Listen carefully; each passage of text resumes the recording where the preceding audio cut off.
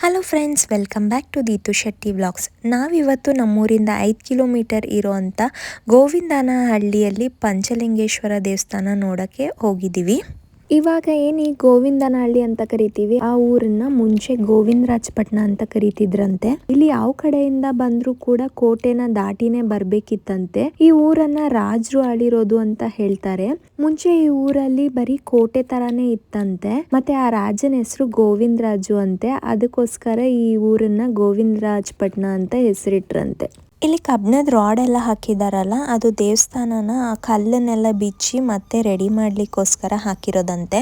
ಮತ್ತೆ ಇಲ್ಲಿ ಒಂದೊಂದು ಮೂರ್ತಿಗಳಿಗೂ ಒಂದೊಂದು ಗೋಪುರ ಮಾಡಿರೋದನ್ನ ಕೂಡ ನಾವಿಲ್ಲಿ ನೋಡ್ಬೋದು.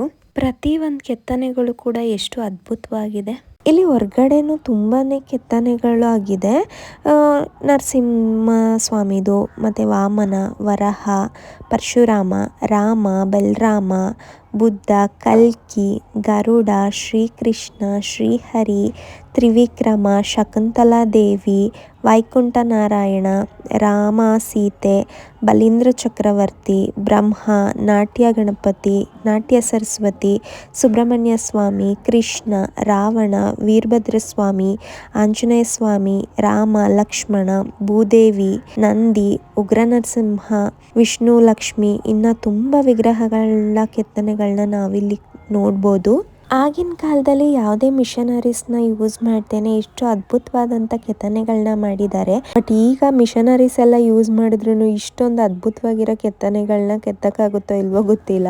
ಮತ್ತೆ ಈ ದೇವಸ್ಥಾನದ ಇತಿಹಾಸದ ಬಗ್ಗೆ ಸಂಸ್ಕೃತದಲ್ಲಿ ಬರ್ದಿದಾರಂತೆ. ದೇವಸ್ಥಾನದ ಒಳಗಡೆ ಅದನ್ನ ನಾವು ಇವಾಗ್ಲೂ ಕೂಡ ನೋಡ್ಬೋದು. ನೀವು ನೋಡ್ತಾ ಇರ್ಬೋದು. ಇದನ್ನ ಯಾರು ಸಹ ಇದುವರೆಗೂ ಪೂರ್ತಿ ಓದಕ್ ಆಗಿಲ್ವಂತೆ. ಬರೀ 7-8 ಲೈನ್ ಅಷ್ಟೇ ಅಂತೆ ಓದಕ್ ಆಗಿರೋದು ಅಂತ ಹೇಳ್ತಿದ್ರು. ಮತ್ತೆ ಈ ದೇವಸ್ಥಾನದ ಒಳಗಡೆ 5 ಲಿಂಗಗಳಿದೆ. ಈಶಾನ್ಯೇಶ್ವರ, ತತ್ಪುರುಷೇಶ್ವರ, ಅಘೋರೇಶ್ವರ, ವಾಮದೇವೇಶ್ವರ, ಸದ್ಯೋಜಾತೇಶ್ವರ, ಇಷ್ಟು ಲಿಂಗಗಳು ಈ ದೇವಸ್ಥಾನದಲ್ಲಿ ನಾವು ನೋಡ್ಬೋದು. ಈ ದೇವಸ್ಥಾನನ ಕಟ್ಟಿ ಅಚ್ಚೆಳ್ಳನ್ನ ಬೆಳೆದ್ರು ಆ ಅಚ್ಚೆಳ್ಳನ್ನ ಆಡ್ಸೋಕೆ ಅಂತಾನೆ ಒಂದ್ ದೇವಸ್ಥಾನ ಕಟ್ಟಿ ಗಾಣನ ಆಡ್ಸಿ ಅಚ್ಚೆಳ್ಳನ್ನ ಅಭಿಷೇಕನ ಮಾಡಿ ಬೆಳಿಗ್ಗೆ ಆಗೋ ಅಷ್ಟೊತ್ತಿಗೆ ಮಾಯ ಆಗಿದ್ರಂತೆ. ನೋಡಿ ದೇವಸ್ಥಾನದ ಒಳಗಡೆ ಎಷ್ಟು ಚೆನ್ನಾಗಿದೆ. ಒಳಗಡೆ ಆಗಿರ್ಬೋದು ಹೊರಗಡೆ ಆಗಿರ್ಬೋದು ತುಂಬಾನೇ ಚೆನ್ನಾಗಿದೆ. ಒಂದೊಂದು ಕೆತ್ತನೆಗಳು ಕೂಡ ಒಂದೊಂದ್ ತರ ಅದ್ಭುತವಾಗಿದೆ. ಚಾಮುಂಡೇಶ್ವರಿ ಮಹಿಷಾಸುರನ ಸಂಹಾರ ಮಾಡಿದಂತ ವಿಗ್ರಹ, ಆದಿಶೇಷ ಮತ್ತೆ ಸಪ್ತಮಾತೃಕೆಯರ ವಿಗ್ರಹ, ಶಿವನ ತೊಡೆ ಮೇಲೆ ಪಾರ್ವತಿ ಕೂತಿರುವಂತ ವಿಗ್ರಹ, ಚಾಮುಂಡೇಶ್ವರಿ ವಿಗ್ರಹ, ನವದುರ್ಗಿಯರು, ಸಪ್ತಮಾತೃಕೆ, ಮತ್ತೆ ವಿಘ್ನೇಶ್ವರ, ಇನ್ನು ತುಂಬಾನೇ ವಿಗ್ರಹಗಳನ್ನ ನಾವಿಲ್ಲಿ ನೋಡ್ಬೋದು. ಇಲ್ಲಿ 5 ಲಿಂಗ ಇರೋದ್ರಿಂದ 5 ಬಸವಣ್ಣ ಇದೆ, ಮತ್ತೆ 5 ಚಾಮುಂಡೇಶ್ವರಿ ವಿಗ್ರಹ, 5 ಗಣಪತಿ ವಿಗ್ರಹ, ಮತ್ತೆ ಇಲ್ಲಿ ಸುಬ್ರಹ್ಮಣ್ಯ ಸ್ವಾಮಿ ನವಿಲಿನ ಮೇಲೆ ಕೂತಿರುವ ಕೆತ್ತನೆ ಇದೆ. ಈ ದೇವಸ್ಥಾನ ನಿರ್ಮಾಣ ಆಗಿ ಸುಮಾರು 1000 ವರ್ಷಕ್ಕಿಂತ ಜಾಸ್ತಿ ಆಗಿದೆಯಂತೆ. ಮತ್ತೆ ಕಲಿಯುಗದಲ್ಲಿ ನಿರ್ಮಾಣ ಆಗಿಲ್ಲ ಅಂತ ಹೇಳ್ತಾರೆ. ಈ ದೇವಸ್ಥಾನನ ಚೋಳರು ಕಟ್ಟಿರೋದು ಅಂತ ಹೇಳಿದ್ರು. ಮತ್ತೆ 5 ಜನ ಅಣ್ತಂದಿರಲ್ಲಿ 3 ಜನ ಅಣ್ತಂದಿರು ಫಸ್ಟ್ ಕಟ್ಟಿದ್ರಂತೆ ಈ ದೇವಸ್ಥಾನನ.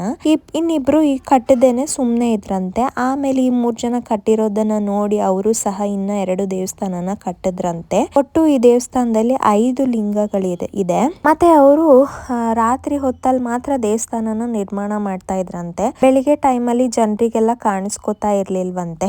ದೇವಸ್ಥಾನನ ಕಟ್ಟೋವಾಗ ಕಲ್ಗಳೆಲ್ಲ ಬೇಕಿತ್ತಲ್ಲ, ಆವಾಗಿನ ಕಾಲದಲ್ಲೆಲ್ಲ ಆ ಕಲ್ಗಳೆಲ್ಲ ಎತ್ಕೊಂಡ್ ಬರಕ್ಕೆ ಗಾಡಿಗಳು ಯಾವುದೇ ರೀತಿ ಇಲ್ದೇ ಇರೋದ್ರಿಂದ ಅದನ್ನೆಲ್ಲ ಅವರೇ ಎತ್ಕೊಂಡ್ ಬರ್ತಾ ಇದ್ರಂತೆ. ಅಂದ್ರೆ ಅವರು ಅಷ್ಟು ಶಕ್ತಿಶಾಲಿ ಆಗಿದ್ರು ಅಂತ ಹೇಳ್ತಿದ್ರು.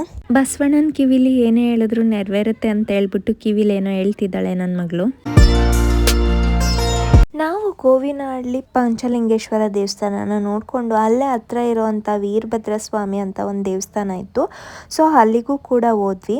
ಈ ಲಿಂಗ ಫಸ್ಟ್ ಉಲ್ಲಂಗಾಲದಲ್ಲಿ ಉದ್ಭವ ಆಗಿತ್ತಂತೆ. ಅಲ್ಲಿ ಏನೋ ತಡೆ ಆಯ್ತು ಅಂತ ಮಾದಾಪುರಕ್ಕೆ ಬಂತಂತೆ. ಅಲ್ಲೂ ಕೂಡ ಏನೋ ತಡೆ ಆಯ್ತು ಅಂತ ಅನ್ಬಿಟ್ಟು ಗೋವಿಂದನಹಳ್ಳಿಗೆ ಬಂದು ನೆಲೆಸಿದ್ದು ಅಂತ ಹಿರಿಯರು ಹೇಳಿದ್ರು. ಮತ್ತು ಗೋವಿಂದನಹಳ್ಳಿ ದೇವಸ್ಥಾನ ಎಲ್ಲ ನೋಡಿಕೊಂಡು ನಾವು ಬಂದಿದ್ದು ನಮ್ಮೂರಿನ ಗ್ರಾಮ ದೇವತೆ ಆದಂಥ ಕಿಕ್ಕೇರಮ್ಮನವರ ಸನ್ನಿಧಿಗೆ. ಇಲ್ಲೂ ಕೂಡ ದೀಪಗಳಿಂದ ಅಲಂಕಾರನ ಮಾಡಿದರು. ಭಕ್ತಾದಿಗಳು ಯಾರು ಬೇಕಾದರೂ ಬಂದು ರಂಗೋಲಿಯನ್ನು ಹಾಕಿ ದೀಪಗಳಿಂದ ಅಲಂಕರಿಸಿದ್ರು. ನಂತರ ಅನ್ನದಾಸೋಹ ಕೂಡ ಏರ್ಪಡಿಸಿದ್ರು. ನಾವು ಕೂಡ ಅದನ್ನೆಲ್ಲ ನೋಡಿಕೊಂಡು ದೀಪ ಎಲ್ಲ ನಾವೇನು ಹಚ್ಚಕ್ಕೆ ಹೋಗಲಿಲ್ಲ, ಹಚ್ಚಿರೋದನ್ನು ನೋಡಿಕೊಂಡು ಖುಷಿ ಪಟ್ಕೊಂಡು ಸ್ವಲ್ಪ ಮನೇಲಿ ಕೆಲಸ ಇತ್ತು ಅಂತ ಹೇಳ್ಬಿಟ್ಟು ದೀಪ ಹಚ್ಚೋಷ್ಟೊತ್ತಿಗೆ ಬಂದ್ಬಿಡೋಣ ಅಂತ ಹೋದ್ವಿ. ಬಟ್ ನಾವು ಬರೋದು ಸ್ವಲ್ಪ ಲೇಟ್ ಆಯಿತು. ನಾವು ಬರೋಷ್ಟೊತ್ತಿಗೆ ದೀಪ ಎಲ್ಲ ಹಚ್ಚಿ ಎಲ್ಲ ಆರೋಗ್ಬಿಟ್ಟಿತ್ತು. ನಾನು ಇಷ್ಟು ವರ್ಷದಿಂದ ಇದೇ ಊರಲ್ಲಿದ್ದರೂ ಒಂದಿನನೂ ಕೂಡ ದೀಪೋತ್ಸವನ ನೋಡಿರಲಿಲ್ಲ. ಇದೇ ಫಸ್ಟ್ ಟೈಮ್ ನಾನು ನೋಡಿದ್ದು. ದೇವಸ್ಥಾನದ ಒಳಗಡೆ ಇನ್ನು ದೀಪ ಎಲ್ಲ ಹಾಕಿ ರಂಗೋಲಿ ಎಲ್ಲ ಹಾಕಿ ಇನ್ನು ದೀಪಗಳನ್ನ ಜೋಡಿಸ್ತಾ ಇದ್ದಾರೆ. ಬಟ್ ಹೊರಗಡೆ ಎಲ್ಲ ರಂಗೋಲಿ ಎಲ್ಲ ಬಿಟ್ಟು ದೀಪ ಎಲ್ಲ ಅರೇಂಜ್ ಮಾಡಿ ದೀಪ ಎಲ್ಲ ಹಚ್ಚಿದ್ದಾರೆ. ನಾವು ದೀಪ ಎಲ್ಲ ನೋಡಿಕೊಂಡು ಹಾಗೆ ದೇವ್ರನ್ನ ನೋಡೋಣ ಅಂತ ಹೇಳ್ಬಿಟ್ಟು ಹೋದ್ವಿ. ಸ್ವಲ್ಪ ರಶ್ ಇತ್ತು ಅಂತೇಳಿ ಹಾಗೆ ಮಂಗಳಾರತಿ ತಗೊಂಡು ವಾಪಸ್ ಹೊರಗಡೆ ಬಂದ್ವಿ. ಇಲ್ಲೆಲ್ಲ ಪೂಜೆ ಮಾಡ್ತಾಯಿದ್ರು. ಇನ್ನು ಹೊರಗಡೆ ಇಲ್ಲಿ ಪಂಜಿನ ಆರಾಧನೆ ನಡೀತಾ ಇದೆ. ಇಲ್ಲಿ ಪಂಜಿನ ಮೇಲೆ ದೀಪಗಳನ್ನೆಲ್ಲ ಹಚ್ಚಿದಾದ್ಮೇಲೆ ಒಳಗಡೆ ದೀಪ ಇರೋದನ್ನೆಲ್ಲ ಹಚ್ಬೇಕು ಅಂತ ಹೇಳಿದ್ರು. ನಾವು ಪಂಜಿನ ಹತ್ರ ದೀಪ ಎಲ್ಲ ಹಚ್ಚಿ ಪೂಜೆ ಮಾಡಿರೋದನ್ನ ನೋಡಿಕೊಂಡು ರಂಗೋಲಿ ಎಲ್ಲ ನೋಡಿಕೊಂಡು ಹಾಗೆ ಮನೆಗೆ ಹೋಗಿ ಬರೋಣ ಅಂತೇಳಿ ಹೊರಟ್ವಿ. ನೋಡ್ತಾ ಇರ್ಬೋದು ಎಷ್ಟು ದೊಡ್ಡದಾಗೆಲ್ಲ ರಂಗೋಲಿ ಹಾಕಿ ದೀಪ ಎಲ್ಲ ಹಚ್ಚಿದ್ದಾರೆ ಅಂತ.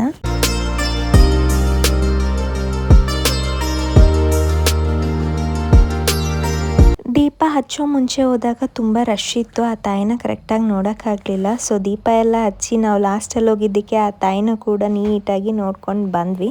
ನಾವು ಬರೋಷ್ಟೊತ್ತಿಗೆ ದೀಪ ಎಲ್ಲ ಹಚ್ಚಿ ಮುಕ್ಕಾಲು ಭಾಗ ದೀಪಗಳೆಲ್ಲ ಹಾರೇ ಹೋಗಿತ್ತು. ಆ ಟೈಮಿಂಗ್ ನಾವು ಬಂದಿದ್ದೀವಿ. ದೀಪ ಎಲ್ಲ ಹಚ್ಚೋ ಟೈಮಲ್ಲಿ ಬಂದಿದ್ದಿದ್ರೆ ಇನ್ನೂ ತುಂಬಾ ಚೆನ್ನಾಗಿ ಕಾಣ್ತಾ ಇತ್ತು.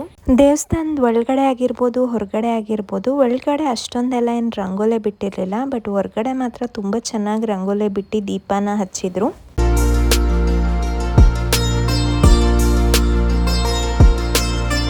ದಯವಿಟ್ಟು ಕ್ಷಮಿಸಿ, ನಾನು ಈ ವಿಡಿಯೋ ಅಪ್ಲೋಡ್ ಮಾಡೋದು ತುಂಬಾ ಲೇಟ್ ಆಗಿದೆ. ನಿಮ್ಮೆಲ್ಲರಿಗೂ ಈ ಪುಟ್ಟ ವಿಡಿಯೋ ಇಷ್ಟ ಆಗಿದೆ ಅನ್ಕೋತೀನಿ. ಇಷ್ಟ ಆಗಿದ್ರೆ ಪ್ಲೀಸ್ ಲೈಕ್ ಮಾಡಿ, ಶೇರ್ ಮಾಡಿ, ಸಬ್ಸ್ಕ್ರೈಬ್ ಮಾಡಿ ಹಾಗೂ ಸಪೋರ್ಟ್ ಮಾಡಿ. Thank you everyone.